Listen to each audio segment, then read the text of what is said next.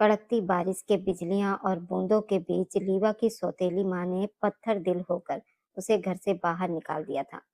सौतेली माँ के गोद लिए बेटे ने उस पर चोरी का इल्जाम लगाया था ताकि लीवा उसके और करीब आ जाए, लेकिन अब वो भीगती पलकों और कांपते होठों के साथ दरवाजे पर खड़ी भीतर आने की भीख मांगती रही। तभी आसमान को चीरती बिजली की एक भीषण कड़क ने उसके भीतर तक भूचाल मचा दिया और उसी क्षण अंधेरे को चीरती हुई सामने से आई एक गाड़ी उससे आ टकराई। जमीन पर गिरी लीवा ये समझ ही नहीं पाई कि यह हादसा नहीं बल्कि किस्मत की एक खौफनाक चाल थी, क्योंकि जिस गाड़ी से वह टकराई थी उसका मालिक उसके पिता का बरसों पुराना दुश्मन था। उसकी निगाहों में बदले की जमी हुई परछाइयां थीं, लेकिन बारिश में भीगी लीवा को देखते ही उसके दिल में कोई अनकहा तूफान मचल उठा। वह उसे किडनैप कर अपने पुराने जख्मों का हिसाब चुकाना चाहता था। पर उसी पल उसकी मासूम बेबसी, कांपती सांसें, आंखों में तैरता डर उसे अजीब सी कशिश में बांध रहा था।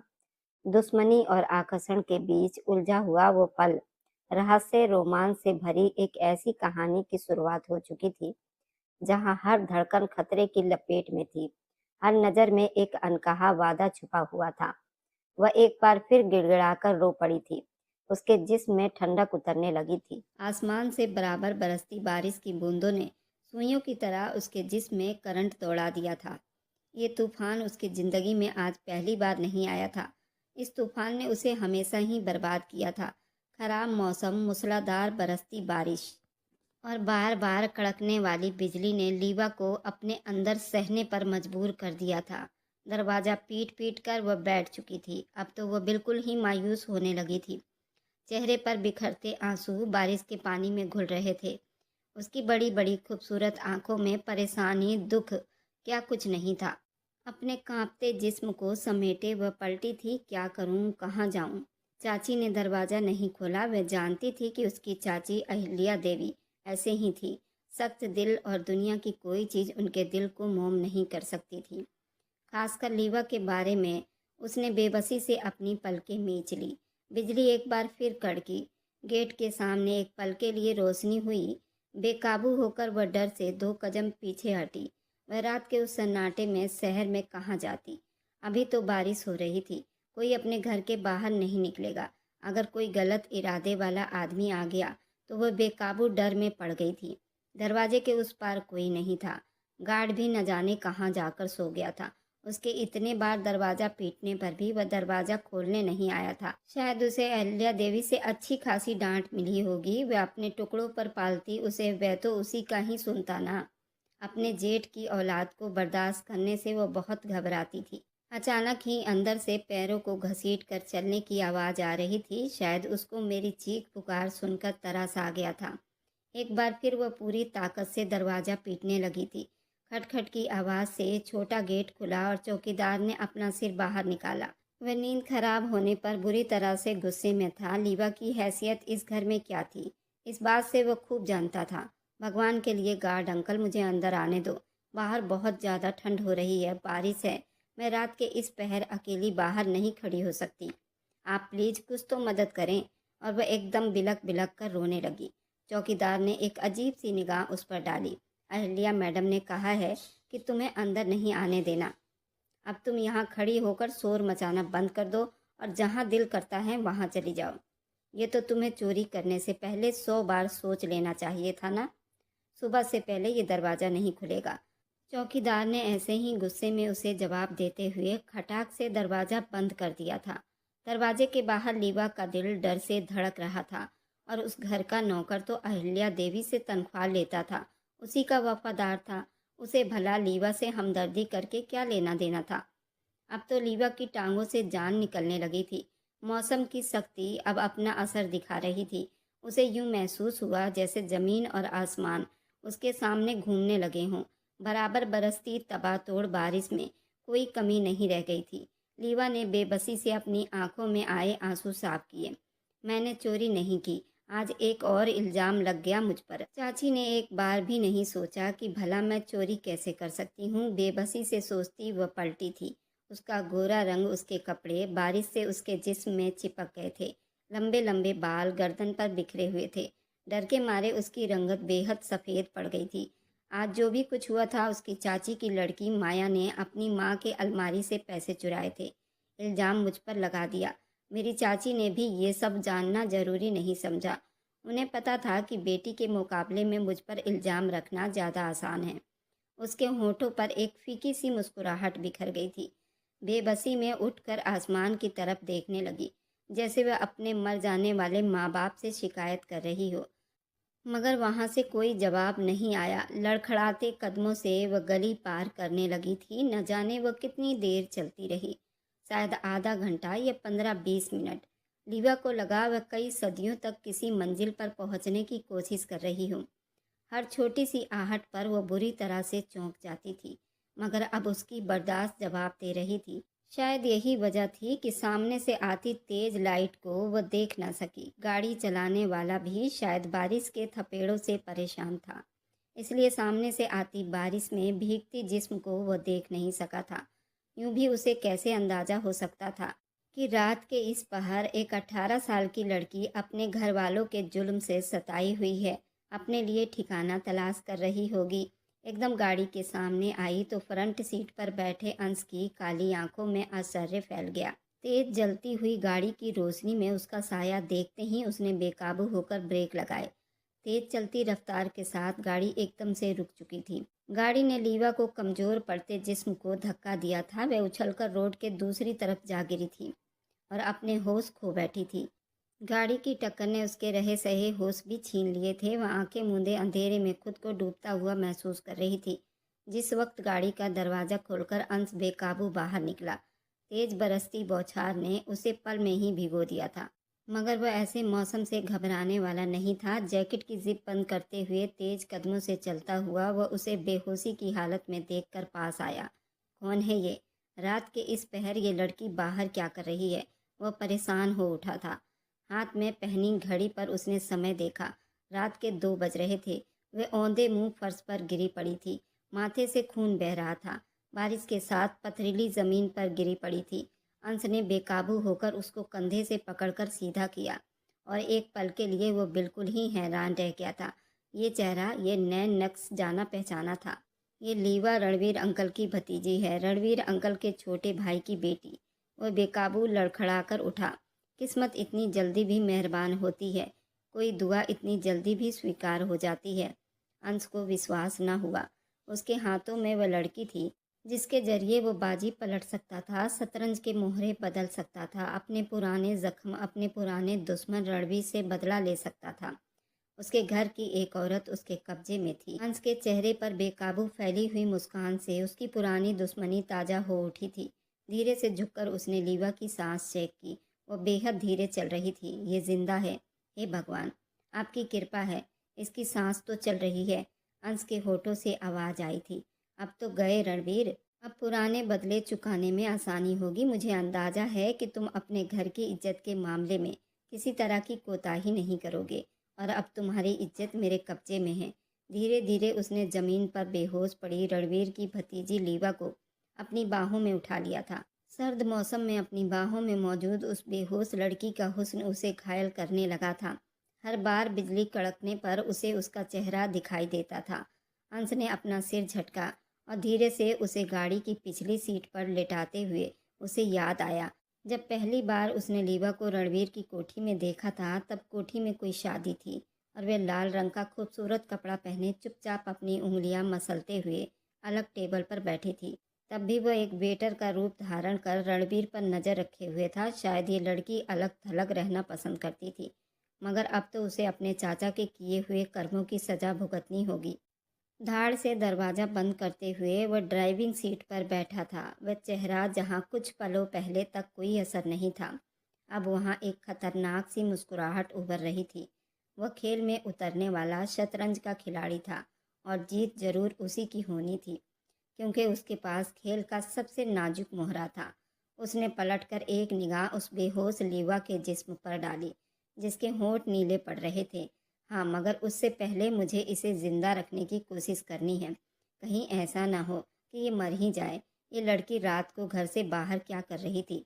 शायद किसी के साथ घर से भागने के लिए निकली हो। इस उम्र की लड़कियां बेवकूफ़ भी तो बहुत ज़्यादा होती हैं।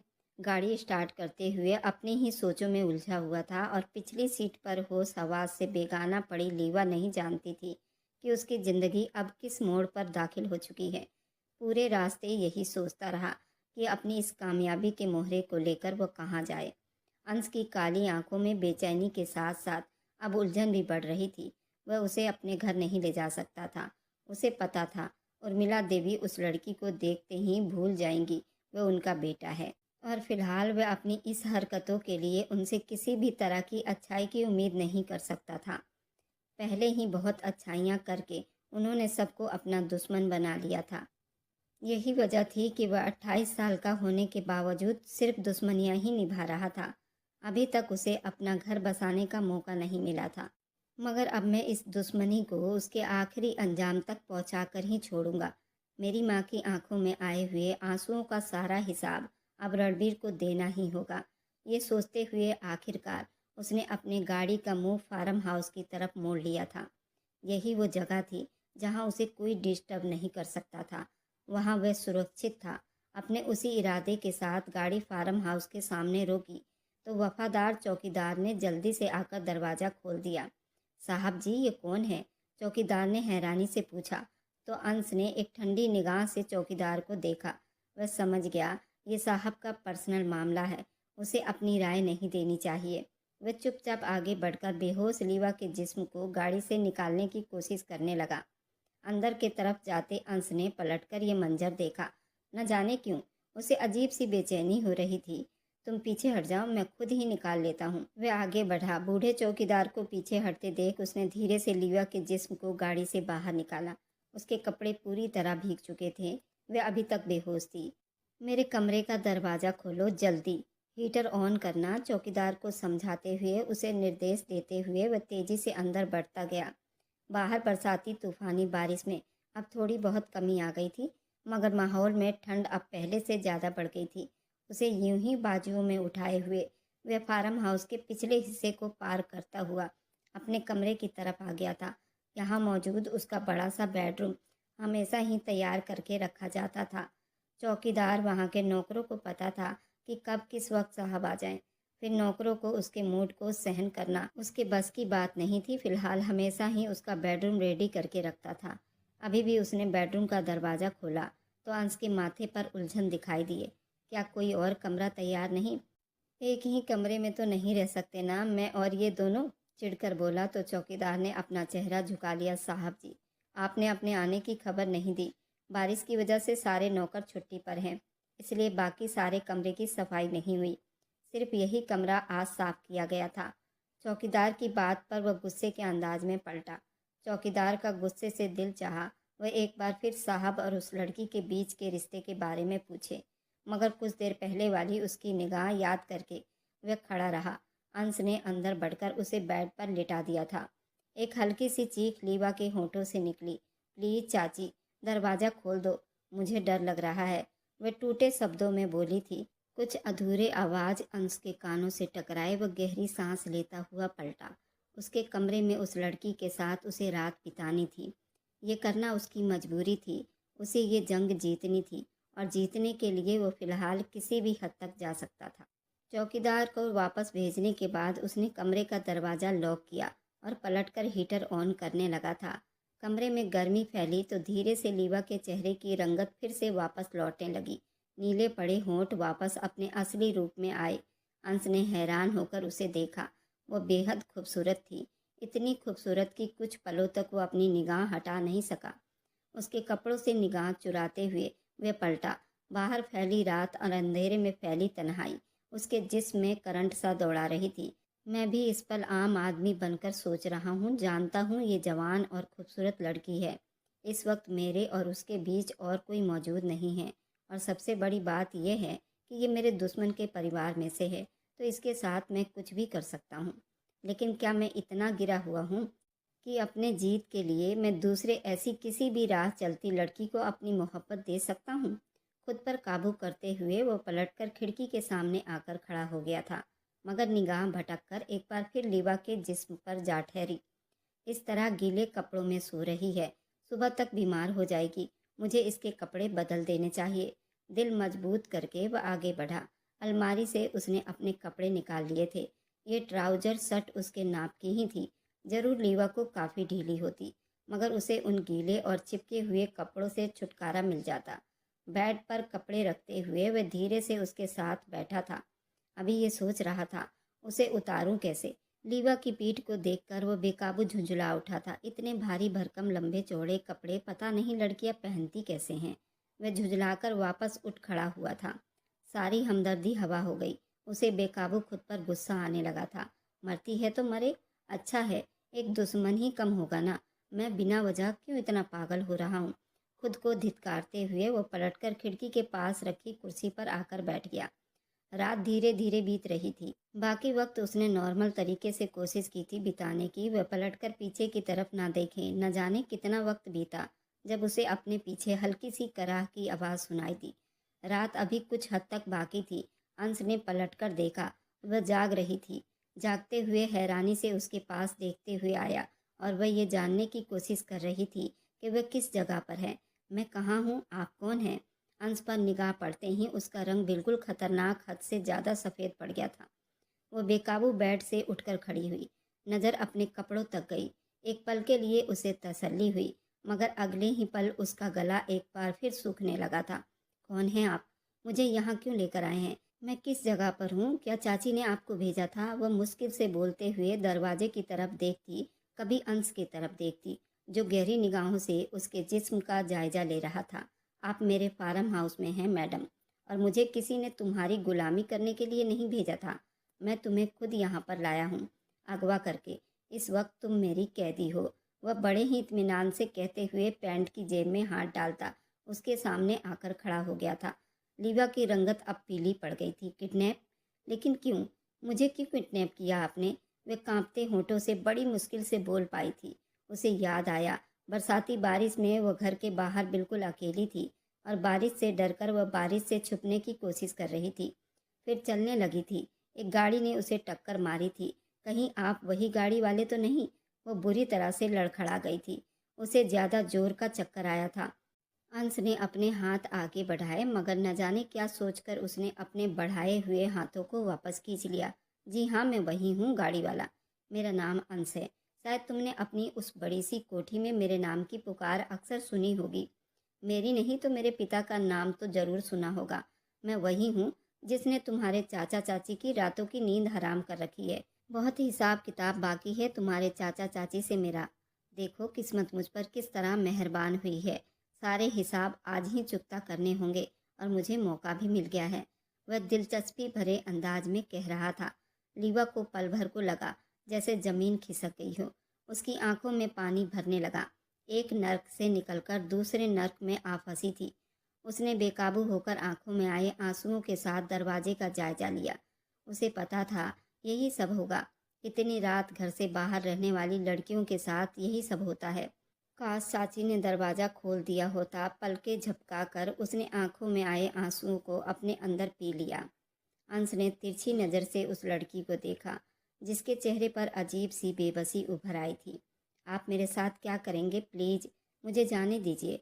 अगर आपको लगता है कि मेरे बदले आप मेरे चाचा चाची से पैसे निकलवा सकते हैं, तो ये आपकी भूल है। मेरे बदले वह 1 रुपया भी नहीं देंगे। किडनैप करने वाले बिना पैसों के कहाँ सुनते हैं। वह कांपती उंगलियां मसलते हुए बोली थी। अंश ने ठीक से उसे देखा। तुम्हें लगता है मैं तुम्हें यहाँ किडनैप करके पैसों की मांग करूँगा? पैसों के बदले? उसकी आवाज़ में हैरानी उतर आई थी। उसे लगा सामने खड़ी 18 साल की लड़की उसकी बेइज्जती कर रही है। लीवा ने सिर उठाया। उसके बड़ी बड़ी आंखों में हैरानी थी। फिर आप मुझे यहाँ किस लिए लाए हैं? उसकी आवाज़ में डर उतर आया था। अंश के होठों पर एक हल्की सी मुस्कुराहट उभरी। मतलब तुम्हें मेरी शक्ल से लगता है कि मैं कोई गरीब टाइप का बंदा हूँ जिसे पैसों की ज़रूरत है? ये फार्म हाउस मेरा है, और इस जैसे 2-4 फार्म हाउस भी मेरे हैं। इस शहर में फैले हुए 2 बड़े बिजनेस भी मेरे हैं। देखो मेरे कपड़े इम्पोर्टेंट है, मेरे जूते भी इम्पोर्टेंट है। मतलब तुम्हें मेरी शक्ल गरीब जैसी लग रही है? अंश को जैसे खुद पर ही हैरानी हो रही थी। लीवा यूं ही उसे आश्चर्य से देखती रही। यह आदमी कौन था और क्या चाहता था? वह कह रहा था कि उसने उसके बंगले में उसका नाम सुना होगा। मगर उसने आज तक कभी अंश का नाम नहीं सुना था। वह इतनी इम्पोर्टेंट कब हो गई थी कि उसे बैठकर अपने घर में उसकी चर्चा की जाती। फिर मुझे यहाँ क्यों लाए हो, प्लीज़ बताइए। अगर आपको पैसे नहीं चाहिए, मुझे जाने दीजिए प्लीज़। सुबह होने से पहले मुझे घर वापस जाने दो। चाची सुबह दरवाज़ा खोल देंगी, मैं अंदर चली जाऊँगी। अगर मैं वापस नहीं गई तो वह पूरे परिवार में फैला देंगी। मैं घर से भाग गई हूँ। ये कहते हुए वो बेड को थाम कर धीरे से बैठ गई, जैसे हार मान चुकी हो। उसकी आंखों से आंसू बहने लगे थे। अंश ने उसे गौर से देखा। तुम वहाँ सड़कों पर रात में क्या कर रही थी? क्यों तुम्हारी चाची ने तुम्हें घर से बाहर निकाल दिया था? इस बार वह कुछ हैरानी से बोला था। लीवा ने चेहरा ऊपर उठाया। जी, उनकी अलमारी में से कुछ पैसे चोरी हो गए थे, जबकि मैं उस घर में मुफ्त में रहती हूँ। मेरे माँ बाप मर चुके हैं, तो उनकी बेटी ने मुझ पर इल्ज़ाम लगा दिया कि पैसे मैंने चुराए हैं, जबकि वो पैसे उनकी खुद की बेटी ने चुराए थे। मैंने खुद उसे देखा था। वह बहुत धीमी आवाज़ में बोली। अंश ने बेबसी से अपने सिर पर हाथ मारा। ये किसे उठा लाया हूँ मैं? दुखों की मारी कोई मजबूर आत्मा है, जो अपने साथ साथ मुझे भी रुला देगी। उसने झुंझलाहट भरी निगाह सामने बैठी उस लड़की पर डाली। अब उसे अपने भीगे जिस्म का एहसास हो रहा था। वह अपने दोनों बाजुओं को अपने आसपास लपेटकर खुद को छुपाने की कोशिश कर रही थी। तुम उनके घर में क्यों रहती हो? तुम्हारे माँ बाप की मृत्यु हो गई है, तुमने अभी बताया मुझे। याद आया, रणवीर के छोटे भाई राम प्रसाद की एक हादसे में मृत्यु हो गई थी। अंश की आवाज़ में हल्की सी अफसोस झलक आई थी। लीवा की आंखों में फिर से पानी भर आया। उसने मुंह मोड़ लिया। चाची का कहना है कि मरने से पहले पापा ने मुझे उनके सर पर थोप दिया है, इसलिए वो मेरा ख्याल रखने के लिए मुझे अपने घर ले आए थे। उसके शब्दों में गहरी करवाहट घुली हुई थी। अंश ने एक लंबी निगाह उस लड़की पर डाली। वह रात के उस पहर बरसाती बारिश में बाहर खड़ी थी। बिल्कुल अकेली थी। वह सच भी कह सकती थी और झूठ भी। न मालूम उसकी कहानी में कितना सच था, मगर उसके सफ़ेद पड़ते चेहरे से अंदाजा हो रहा था कि वह झूठ नहीं कह रही थी। अंश गहरी सांस लेता हुआ उठ खड़ा हुआ। उसने अपने गले में एक नई मुसीबत मोल ले ली थी। अगर सच में ये लड़की उस घर वालों के लिए इतनी फालतू चीज़ थी, तो उसे यहाँ लाकर उसने गलती ही की थी। भला उसके बदले उस रणवीर से क्या निकलवा लेता? मगर वह भी भाग्य का कुल्हाड़ी था। इतनी आसानी से हार मानने वालों में से नहीं था। ओके, चलो ठीक है। अगर तुम्हारे घर वाले तुम पर इतना ही जुल्म करते हैं, तो फिर वापस जाने के लिए क्यों तड़प रही हो? बेड पर कुछ कपड़े पड़े हैं, चेंज कर लो। ये पसंद नहीं तो अलमारी में से कोई और निकाल लो। वैसे तो ये मेरा कमरा है, लेकिन इतनी तमीज़ है मुझ में कि यहाँ पर एक अनजान लड़की रेस्ट कर रही है तो मैं कहीं और ठहर जाता हूँ। सुबह हो रही है, फ़िलहाल तो मैं तुम्हें यहाँ से जाने नहीं दे सकता, क्योंकि अब मैं तुम्हें किडनैप कर चुका हूँ और इस वक्त तुम्हारी फैमिली को भी पता चल चुका होगा। मैं इस खेल के तौर तरीके बदल लूँगा। तुम बेशक उनके लिए ज़रूरी ना हो, मगर मेरे लिए तुमसे अपना मतलब निकलवा कर रहूँगा। वह गंभीर अंदाज में कहते हुए पलटकर कमरे से बाहर निकल गया था। लीवा एक झटके से उठी। भगवान के लिए मुझे यहाँ मत रखो, मुझे वापस जाना है प्लीज़। मैं आपसे कह चुकी हूँ, मेरे बदले आपको कुछ नहीं देंगे वे लोग। क्यों मुझे बदनाम करने पर तुले हुए हो? कौन हो आप? मैं आपको जानती तक नहीं हूँ।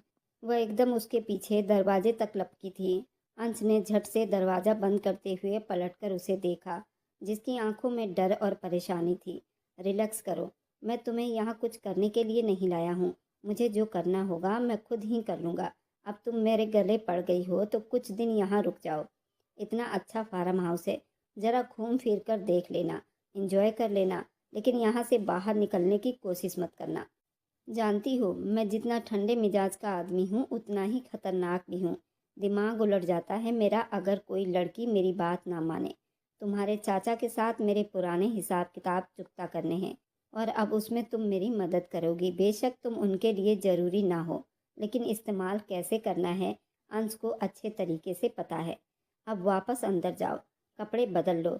गुस्से में कहते हुए उसने पलटकर दरवाज़ा लॉक कर दिया था। लीवा ने बेबसी से दाएं बाएं देखा। कमरे से बाहर निकलने का कोई रास्ता नहीं था। एक बड़ी सी दीवार खड़ी थी, वह भी लॉक थी। सारी परीक्षाएं मेरे लिए ही क्यों? न जाने चाचा और चाची मेरे बारे में क्या सोचते होंगे। मुझे पता था मेरे साथ यही सब होगा। मेरी किस्मत ही बुरी है। दोनों हाथों में अपना सर थाम कर वह फूट फूट कर रोने लगी थी। उसका ख्याल बिल्कुल ठीक था। रणवीर के शहर के वापस बंगले में वापस पहुंचते ही उसकी चाची ने बिल्कुल कोहराम मचा दिया। रात के अंधेरे में न जाने वह किसके साथ घर से भाग गई है। मैं तो पहले ही कहती थी तुम्हारे भाई की बेटी घर में रुकने लायक नहीं, मगर तुम्हें शौक था ना उस अनाथ को पालने का। देखो ना, वह अब हम सबका मुंह काला करके भाग गई है। तुम्हारी भतीजी। रणवीर के कानों में जैसे जहर घोल दिया गया था। वह गुस्से से भरी निगाहों से नौकरानी को देखते ही उस पर बरस पड़ा। किसी नौकरानी में इतनी हिम्मत न थी कि अहिल्या देवी की झूठ का पर्दाफाश कर सके। अपने नाखूनों पर नेल पॉलिश लगाती माया मन ही मन में मुस्कुरा रही थी। कमाल है लीवा, ऐसा भी खेल खेल सकती है, मुझे तो अंदाजा ही नहीं था। अच्छा हुआ उस छिपकली से जान छूटी। हर वक्त उसे देखकर अजीब सा लगता था। जब वो इस घर में अपने गंदे इरादों से रहती थी, ये घर नाखुश था। लीवा जैसा जिस्म उनकी जिंदगी से गायब हो चुका था। सिर्फ रणवीर ही थे जिनका खून खोल रहा था। भतीजी की मोहब्बत में नहीं, बल्कि उसकी नफरत में। उसका बस नहीं चल रहा था लीवा कहीं सामने आ जाए और वह खुद अपने हाथों से उसकी जान ले ले। एक आदमी और भी था जिसे लीवा के हाथों से निकल जाने का बहुत पछतावा हो रहा था। ये उनका गोद लिया हुआ लड़का था जिसने लीवा की जिंदगी नर्क बनाने में कोई कसर नहीं छोड़ी थी। पहले ही हाथ साफ कर लेता, न जाने किस चीज़ का इंतजार करता रहा। इतनी अच्छी भली लड़की मेरे हाथ से निकल गई। न जाने कौन सा भिखारी आदमी उसका हाथ पकड़ा होगा। सिगरेट होंठों पर दबाए वह बड़ी कड़वी नज़रों से सोचता जा रहा था और वह उन सारी बातों से बेखबर उस फार्म हाउस के कमरे में कैद दरवाजे के सहारे लगकर आंसू बहा रही थी। और अंश ने अपनी गाड़ी राम स्वरूप पैलेस के सामने रोकी तो एक पल के लिए उसकी आंखों में बहुत परेशानी सिमट आई थी। सिर झुकाते हुए गाड़ी का दरवाज़ा खोलकर नीचे उतर आया। उसे पता था उर्मिला देवी बेताबी से उसका इंतज़ार कर रही होंगी। कहाँ थे तुम? कल रात भी सारा खाना ठंडा हो गया। तुमने कहा था तुम्हारे एक दोस्त की तबीयत खराब हो गई है, शहर जा रहा हूँ। फिर कोई खबर नहीं थी। उर्मिला देवी उसे देखते ही नाराज होकर बोली थी। अंश ने आगे बढ़कर माँ के गले में अपने बाजुओं को डाल लिया। वह उन्हें क्या बताता कि वह तो दोस्त तक पहुँचा ही नहीं था, बल्कि रास्ते में ही उसे एक दुश्मन मिल गया था जिसे वह उस वक्त फार्म हाउस में कैद करके आ रहा था। बस वापस आ गया। आपको ऐसा क्यों लगता है कि मैं कहीं गुम हो जाऊंगा? वह शरारत से पूछ रहा था। उर्मिला देवी मुस्कुरा दी। शादी कर लो अंश, आखिर कब तक मुझे इंतज़ार करवाते रहोगे? अब तो 32 बरस के हो रहे हो। वह शादी के नाम से हमेशा की तरह उसके मुस्कुराते होठ मिनटों में सिकुड़ जाते थे। वह दूर हटकर टेबल पर रखे जग में से गिलास में पानी निकालने लगा। माँ, आपकी बात भी मान ली जाएगी, मगर इससे पहले बहुत ज़रूरी काम करने हैं मुझे। मैंने आपसे कहा था मैं इंतकाम की आग में जल रहा हूँ। मैं इंतकाम लिए बिना मैं अपना घर नहीं बसाऊंगा, अपनी खुशियों पर ज़िंदगी शुरू नहीं करूँगा। उसकी आवाज़ में एक इंतकाम का आग था। उसके शब्द सुलग रहे थे। उर्मिला ने गहरी सांस ली। तुम्हें कितनी बार समझाया मैंने कि तुम रणवीर से टक्कर मत लेना। वह बहुत खतरनाक आदमी है और उसकी बहुत दूर तक पहुंच है। तुम्हारे पिता राम स्वरूप ने भी तो यही किया था। वह अकेले थे, बेशक दौलत और ताकत उनके पास भी थी, मगर वह इस तरह बुरे इंसान नहीं थे। शायद यही वजह थी कि आज वह अग्नि के हवाले हो चुके हैं। मुझे तुम्हें देखकर बहुत डर लगता है और तुम्हारी आंखों में भी वही बहादुरी है। कहीं रणवीर तुम्हारे साथ भी वही सब ना कर दे। उन्होंने अपना दिल मसलते सीने पर हाथ रखा था। अंश मुड़ा तो उसकी काली आंखें चमक रही थी। वह ऐसा नहीं कर सकता मेरे साथ, क्योंकि मैंने इंतकाम लेने के लिए उसी का तरीका अपनाया है। रणवीर ने पापा को झूठे केस में फंसाकर बदनाम किया था और फिर उसने पापा को कार एक्सीडेंट में मरवा दिया था। मैं उन दिनों की एक एक बात नहीं भूल सका था। पापा के साथ ही था। मुझे अच्छी तरह से पता है, जब पापा कार ड्राइव कर रहे थे तो उन्हें रणवीर की कॉल आई थी। वह हंस रहा था, पापा से कह रहा था कि जो कुछ वह चाहता था उसने करवा लिया। विदेश में रणवीर को टक्कर देने वाले सिर्फ पापा ही थे और आखिरकार रणवीर ने पापा को भी रास्ते से हटा दिया। वह बात मैं कभी नहीं भूल सकता। पता नहीं उस हादसे में कैसे बच गया, मगर ये तो तय है जब तक रणवीर को उसके किए की सज़ा न चखा दूं, जिंदगी की कोई खुशी मेरे लिए मायने नहीं रखती। वह ठंडे अंदाज में कहता हुआ पलटकर सोफे पर बैठ गया। उर्मिला की आंखों में आंसू आने लगे। उन्होंने अपने पति को तो खो दिया था, मगर उस हादसे के बाद उन्होंने अपना बेटा भी खो दिया था। यह जिंदा दिल आंसू तो नहीं था जो बात बात पर ठहाके लगाता था। ये तो कोई और पत्थर दिल इंसान बन गया था जो मुस्कुराना भी भूल चुका था। गहरी सांस लेते हुए वह पलटकर किचन में चली आई थी। वह जानती थी कि अंश को इस फैसले से बाज रखना उनके बस में नहीं था। अगर उसने बदला लेने की ठान ली तो वह बदला लेकर ही रहने वाला था। रणवीर की भतीजी गुम हुई थी, जरूर अखबार और मीडिया में तो हंगामा मच ही गया होगा। अब तक तो एक तमाशा लग जाना चाहिए था। इंतकाम के आग में जलते हुए अंश ने सामने दीवार पर लगा टीवी ऑन किया। काफ़ी देर तक वह चैनल बदलता रहा। खबरें, मौसम विभाग, हर चीज़ पर नज़र डालते हुए उसे हैरानी हो रही थी। कहीं भी रणवीर की भतीजी के गुम होने की कोई खबर नहीं थी। क्या वह उन सब के लिए इतनी फालतू चीज़ थी? अंश ने जेब से मोबाइल निकालकर कुछ नंबर डायल किए थे। वह अंदरूनी तौर पर जानकारी हासिल करना चाहता था, मगर उसका ख्याल यहाँ भी गलत साबित हुआ था। शहर भर में किसी थाने में उस लड़की के गुम होने की कोई रिपोर्ट दर्ज नहीं करवाई गई थी। यूँ लगता था जैसे इस दुनिया में वह कुछ मायने ही नहीं रखती, जिसके खो जाने पर कोई परेशान नहीं हुआ। रणवीर और अंश के चेहरे पर हैरानी उभरने लगी। नामालूम क्यों उसके दिल में उस नाजुक सी लड़की के लिए अफसोस जाग रहा था। वह रिश्तों से उतनी ही दूर थी जितनी कि वह कल रात से गायब है, और अब दिन का उजाला फैल चुका है, फिर भी किसी को उसके गुम हो जाने की कोई खबर नहीं। उसे पछतावा सा होने लगा। वह नीली आंखों वाली मासूम सी परी उसकी निगाहों के सामने लहराई तो एकदम से बेचैन हो उठा था। जेब से मोबाइल निकालता उसने फार्म हाउस के चौकीदार का नंबर मिलाना चाहा, लेकिन इससे पहले ही उसका फ़ोन बजने लगा था। फ़ोन करने वाला फार्म हाउस का चौकीदार ही था। रणवीर ने फ़ोन कान से लगा लिया था। मुझे माफ़ कर दो, मगर वह लड़की भाग गई है। मुझे नहीं पता कैसे, लेकिन वह पूरे फार्म हाउस में कहीं भी दिखाई नहीं दे रही है। चौकीदार की घबराई आवाज़ पर वह बेकाबू अपनी जगह से उठ खड़ा हो गया। क्या कह रहे हो? कैसे भाग गई इतनी सिक्योरिटी के बीच में? और तुम क्या कहीं सो रहे थे जो वह नाजुक सी लड़की तुम सबको चकमा देकर वहां से भाग गई है? टेबल पर से चाबी उठाते हुए वह तेजी से बाहर निकला था। उसके माथे पर पसीना आने लगा था।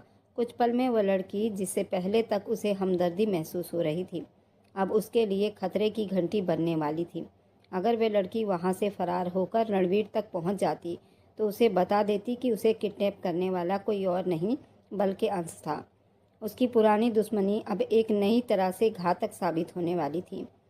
वह हमेशा सतर्क रहकर शतरंज खेलने का आदी था। कोई भी सबूत दिए बिना अब वह उसकी इकलौती चश्मदीद गवाह बनने वाली थी। वह आज़ाद घूम रही थी। तेजी से गाड़ी निकालते हुए वह चौकीदार पर गुर्रा रहा था, लेकिन जो कुछ चौकीदार ने उसे बताया था, अंश उसे सुनकर बिल्कुल सुन रह गया था। उसे विश्वास नहीं हो रहा था। ये सब कुछ करने वाली वही नाजुक सी लड़की थी जो कल रात फूट फूट कर रो रही थी। सर, वह लड़की कमरे से बाहर निकलकर मेरे पास आई। जब मैं फार्म हाउस के आंगन में गार्डनिंग कर रहा था, लड़की ने मुझसे कहा कि उसे पानी पीना है। अंदर कमरे के फ्रीज में पानी नहीं है। मैं हैरान होकर उठा और तभी उसने मेरी आंखों में कोई चीज़ स्प्रे कर दी।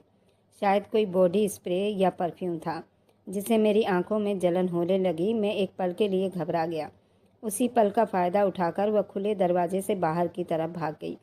मैंने आपसे कहा था ना, तेज़ तूफ़ानी बारिश की वजह से कोई नौकर फार्म हाउस में मौजूद नहीं था। मैंने सबको फ़ोन करके बुला लिया था, मगर अभी तक कोई नहीं पहुंचा है। आंखों में थोड़ी जलन कम हुई। मैंने उसे ढूंढना शुरू किया। इतना ज़्यादा उजाला भी नहीं था। मैंने काफ़ी दूर तक उसे ढूंढा, मगर पता नहीं वह इतनी देर में कहाँ गायब हो गई थी। स्टीयरिंग व्हील पर हाथ मारते हुए अंश ने खुद को उस वक्त कोसा था जब उसने फार्म हाउस में उस लड़की को आज़ाद छोड़ने की बात की थी। अपने हमदर्दी की वजह से मजबूर होकर उसने कमरे का दरवाज़ा लॉक नहीं किया था, और यही उसकी सबसे बड़ी गलती बन गई थी। लीवा ने उसे फार्म हाउस से बाहर निकलते सुख की सांस ली थी। अंधाधुंध पेड़ों के बीच में दौड़ते उसने कोशिश की थी वे सड़क पर न जाए। वैसे भी फार्म हाउस के सामने सड़क का कुछ ही हिस्सा पक्का था, उसके बाद तो कच्चे मिट्टी का रास्ता था। न जाने वह कितनी देर तक भागती रही। उसे अपने घर जाना था, अगर वह ज़्यादा करीब भी ना हो, मगर उसके अपने लोग तो मौजूद थे। कोई उसे अपने इंतकाम का निशाना बनाने के लिए नहीं बैठा था। वह उसके अपने रिश्तेदारों का घर था। लीवा जानती थी कि उसे वही जगह मिलेगी। भागते भागते उसके पैरों में छाले पड़ गए थे। उसने एक चालाकी की थी। फार्म हाउस से निकलने से पहले अपने कपड़े बदल लिए थे, इसलिए अब कोई उसे देखकर शक नहीं कर सकता था। रास्ते में उसने हिम्मत करके गाड़ी वाले से लिफ्ट ली थी। गाड़ी वाले के सवालों के जवाब में भी उसने अपने होठों पर बिल्कुल चुप्पी साध रखी थी। न जाने वह क्या समझता था, शायद यही कि फार्म हाउस में रात कोई लाई जाने वाली लड़कियों में से एक बची होगी जो इस वक्त अपने घर वापस जाना चाहती हो। किस्मत अच्छी थी कि गाड़ी वाले ने लीवा को शहर में उतार दिया था जिस वक्त वह अपने चाची की उस बड़े से बंगले के सामने पहुंची। पेड़ों के बीच में लीवा वैसे ही छुपी रही जैसे कि वो कोई साया हो। कोई हलचल नहीं, कोई परेशानी नहीं। और लीवा के दिल को कुछ हुआ था। क्या किसी को इतना भी फर्क नहीं पड़ा कि मैं कल रात से उस घर से गायब थी? अब लीवा ने आसमान की तरफ निगाह उठाई। शाम एक बार फिर रात में बदलने की तैयारी कर रही थी। उसे घर से निकले काफ़ी घंटे बीत चुके थे। अब तक तो किसी को भी कोई फर्क तो पड़ना चाहिए था। दिल कड़ा करके वह आगे बढ़ी। बड़े बंगले के बाहर गेट पर उसे अपने चाचा नजर आए। वे अपने रूम गार्ड से बात कर रहे थे। लीवा का दिल कांप कर रह गया था। चाचा का गुस्सा एक तरफ, मगर फिलहाल वे अपने चाचा का सामना नहीं कर सकती थी। उसे पता था ये परिवार इज्जत के मामले में कितना सख्त दिल था। वह खड़े खड़े उसे गोली मार देते। ये तो शहर गए हुए थे।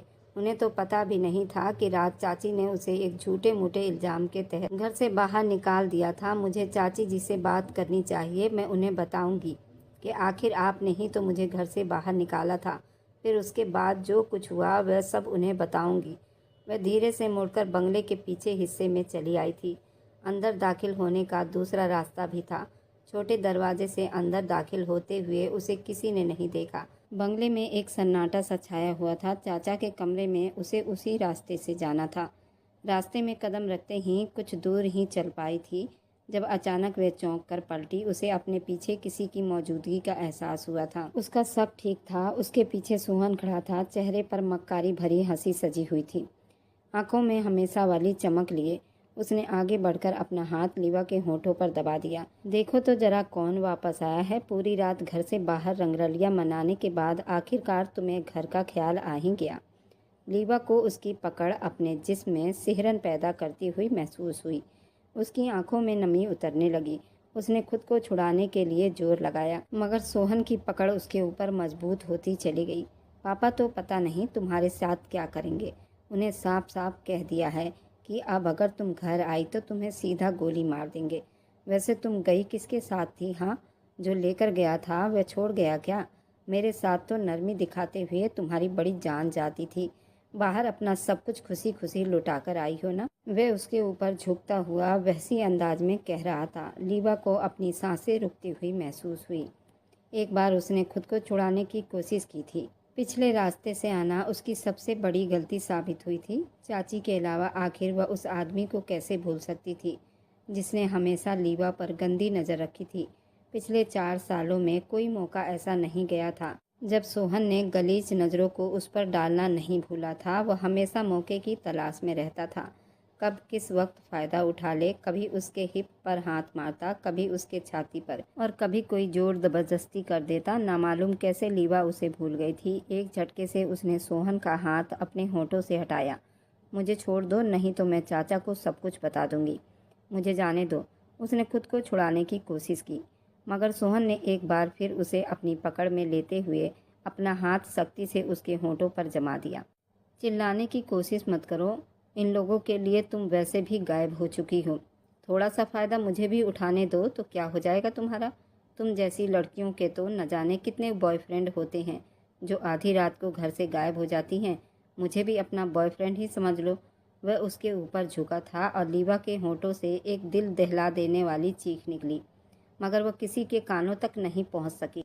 उसके होठों पर दम घुट कर रह गई थी। वो बुरी तरह से फड़फड़ाई और उसी पल जैसे कोई चमत्कार हुआ हो, कोई उसकी मदद को आगे आया था। एक जोरदार आवाज़ आई और किसी ने सोहन के सिर पर वार किया था। एक जोरदार झटके के साथ सिर पर हाथ रखते हुए पलटा। लीवा ने धुंधलाई आंखों से उसे देखा। सोहन का हाथ खून से लाल हो रहा था। उसके पीछे कोई खड़ा था। 6 फुट से लंबा कद, वही कद काठी, वही बोल, वही आंखें। उसके हाथ में लोहे की कोई चीज़ थी जिसे उसने सोहन के सर पर वार किया था। सोहन चकराता हुआ जमीन पर गिर चुका था। उसकी आंखों में ऐसे शोले भड़क रहे थे। एक पल के लिए लीवा को अपनी आंखों पर बड़ा आश्चर्य हुआ। वह यहाँ कैसे आया था? लीवा को अपना दम घुटता हुआ महसूस हुआ। आखिर वे आज़ाद क्यों नहीं हुई थी? एक कैद से दूसरी कैद, एक नर्क से दूसरा नर्क, आखिर ये सब उसकी किस्मत क्यों था? वह चकराते सिर को थामते हुए दीवार का सहारा लेने की कोशिश करने लगी। क्या हो रहा है यहाँ? कौन है? इस गंभीर आवाज़ पर लीवा ने बेबसी से अपनी आंखें मींच ली थी। मौत अब उसके सामने थी, ये चाचा की आवाज़ थी। अंश के हाथ में लोहे की रोड थी और दुश्मन बिल्कुल सामने था। सिर उठाकर देखा तो उसका दुश्मन उसके सामने था। नफरत की एक लहर उसके अंदर जागी थी। वह यहाँ लीवा का पीछा करते हुए आया था। वह जानता था वह उसी के घर में जाएगी और वहीं रहेगी। उसकी तलाश के लिए ये उसके अपनों का घर था, जिन्हें वह बेवकूफ़ अपना समझती थी। वह उसके पीछे घर में दाखिल हुआ था ताकि उसे चुप वापस ले जा सके। इस बार सही मायनों में वह उसे किडनैप करना चाहता था, मगर अंदर सोहन के हाथों का उसका इस तरह बुरा हाल होते देखकर वह खुद को रोक नहीं पाया था। अब उस वक्त सोहन अधमरी हालत में ज़मीन पर पड़ा हुआ था। उसका खून फर्श पर बह रहा था और उसे मारने वाला अंश था। रणवीर ने एक तरसती और हैरान भरी निगाह उस मंजर पर डाली। तुम तो राम स्वरूप के बेटे हो ना? अखबार में बड़ा चर्चित रहता है तुम्हारा नाम। अपने बाप की मौत का बदला लेने के चक्कर में तुम मेरे घर में क्या कर रहे हो? वह परेशानी से बोलते हुए आगे बढ़ा था। उसकी निगाहें ज़मीन पर पड़े अपने गोद लिए इकलौते बेटे पर पड़ी। रणवीर के चेहरे के आसार बिल्कुल बदल गए। ये क्या किया तुमने? मेरे बेटे को जान से मारने की कोशिश की? मैं तुम्हारी जान ले लूँगा। बदतमीज आदमी, जिस तरह तुम्हारे पिता की ली थी। मेरे घर में घुसकर मेरे ही बेटे पर हमला किया तुमने। वे गरजते हुए आगे बढ़े थे। सोहन अपनी जगह से एक इंच भी नहीं हिला था। ना ही उसके चेहरे पर कोई डर दिखाई दे रहा था। वैसे ही फर्श पर लेटा पड़ा था और अंश वहीं खड़ा था। फिलहाल लीवा की दुनिया अब बदलती हुई दिखाई दे रही थी। हाँ, मैं उसी का बेटा हूँ, उसी राम स्वरूप का बेटा हूँ, जिसके खून से तुम्हारे हाथ रंगे हुए हैं, और मैं उसी का बदला लेना चाहता हूँ। मैं तुम्हें उसी हाल में पहुँचाना चाहता हूँ जिसमें तुमने मेरे पिता को पहुँचाया, यानी तुम्हें भी उसी चिता की अग्नि में झोंक देना चाहता हूँ। आज किस्मत खुद मुझे यहाँ तक ले आई है।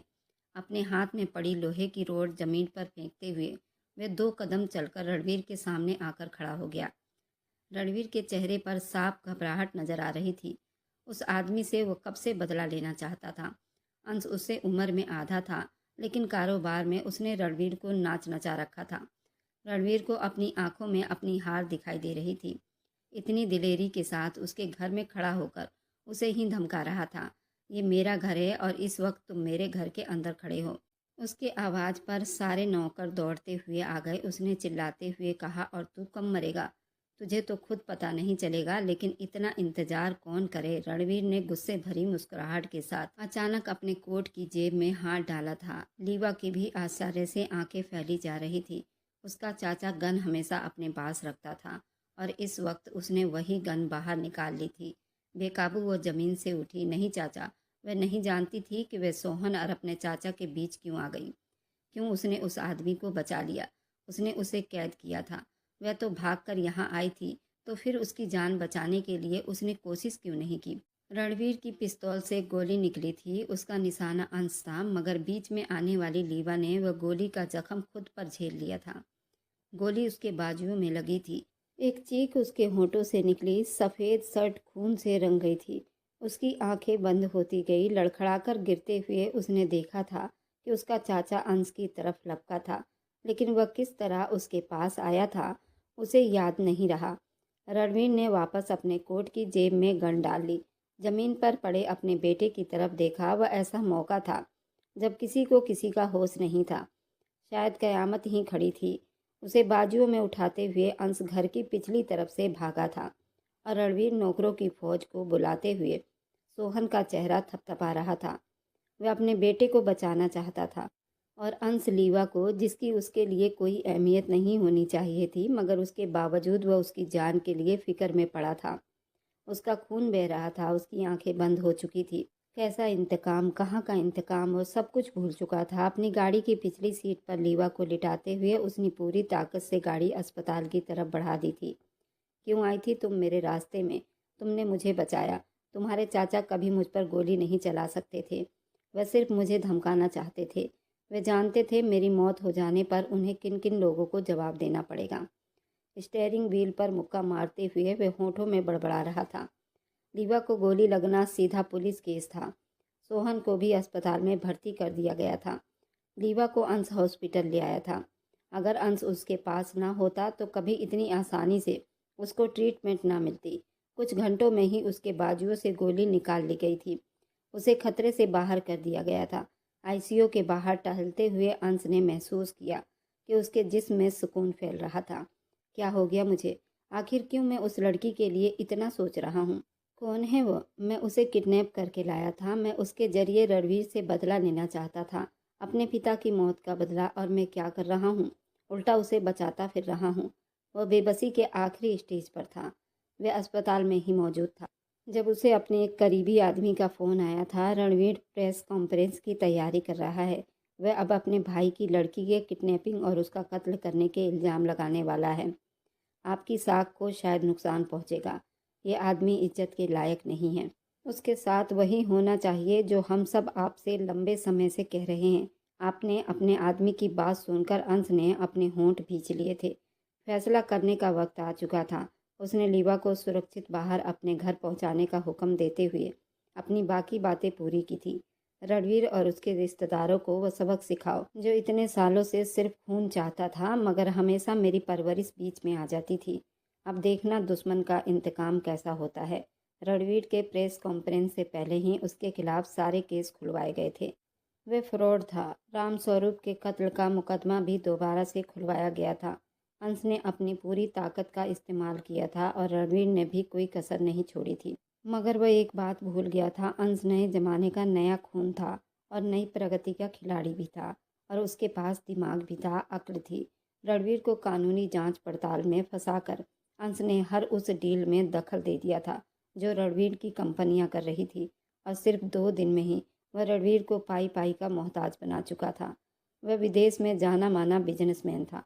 उसके लिए ये सब करना नामुमकिन नहीं था। जिस वक्त पुलिस हथकड़ियाँ लगाकर रणवीर और उसके बेटे सोहन को गिरफ्तार करके ले गई थी, बंगले में कोहराम मच गया था। दाईं तरफ ऊंची ऊंची आवाज़ में लीवा को उसकी चाची और उसकी बहन बहुत बुरी तरह से शराब दे रही थी, जिसके आशिक ने ये सब कुछ किया था। दूर अपनी गाड़ी में सुकून से बैठे अंश ने ये मंजर देखा। ये सब कुछ मुझे बहुत पहले ही कर लेना चाहिए था। पता नहीं मैंने इतना इंतज़ार क्यों किया। अपनी गाड़ी का मुंह अपने घर की तरफ मोड़ते हुए उसने एक फैसला कर लिया था कि अब वो ये देश ही छोड़ देगा। उसने तय कर लिया था कि रणवीर के अंदर ग्राउंड संबंध बहुत मजबूत हैं। वह अपनी अक्ल का इस्तेमाल कर जेल से बाहर आ जाएगा, अपने पैरों पर दोबारा खड़े होने की कोशिश करेगा, और वह अपने घर वालों को और ज़्यादा उसके जुल्म का निशाना बनते नहीं देख सकता था। मैं अपने घर वालों के बारे में सोच रहा हूँ। माँ तो पहले भी इस शहर में रहती थी। मैंने कभी अपनी फिक्र नहीं की जितनी मुझे अब हो रही है। अब वो अपने पिता से सवाल कर रहा था। जवाब उसे मिल गया था। उसे लीवा की फिक्र थी, जैसे उसे अपनी ज़िंदगी में शामिल करने का फैसला कर चुका था। उसकी आंखें खुली तो वह खूबसूरत कमरे में आराम कर रही थी। सफ़ेद बेडशीट, महंगा फर्नीचर। गहरी सांस लेते हुए वह उठकर बैठी। बाएं बाजू के ऊपर उसे गोली लगी हुई थी। शायद उसका बाजू फ्रैक्चर हुआ था।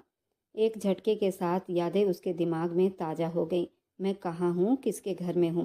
क्या चाची ने मुझे माफ़ कर दिया? बड़ी मुश्किल से ज़मीन पर कदम रखते हुए उठ खड़ी हुई थी जब कमरे में उर्मिला देवी दाखिल हुई। भगवान की कृपा है, तुम्हारी तबीयत अब ठीक है।